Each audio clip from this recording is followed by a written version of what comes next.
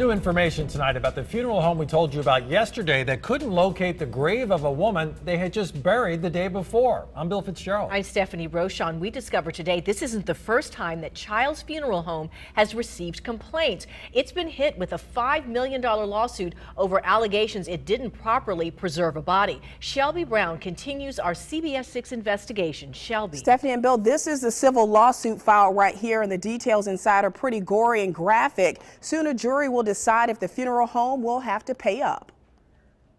Page after page, this lawsuit filed in 2012 against Child's Funeral Home outlines the details of what a family says happened to their deceased loved one, Renard Harris.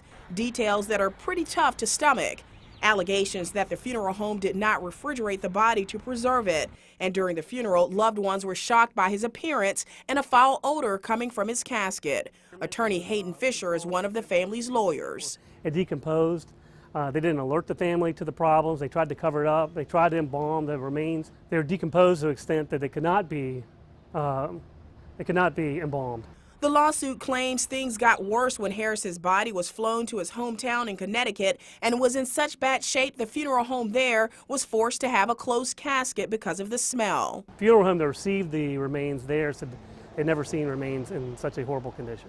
CBS 6 News investigated, and we found out attorneys have now filed a motion to schedule a 2-day civil jury trial. The family, who lives in Connecticut, is seeking more than $5 million. We went to the Child's Funeral Home to speak with leaders there. The managing director declined to comment about the suit and directed us to their attorneys. We were unable to reach them.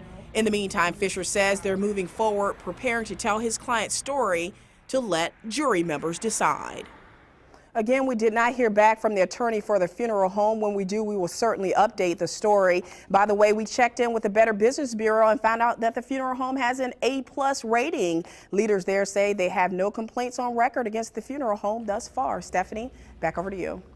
Thank you, Shelby. And don't forget, all of our reporters are investigators. From morning to night, our team is at work for you. Email your tips to WTVR.com, call our newsroom, or find us on Twitter and Facebook.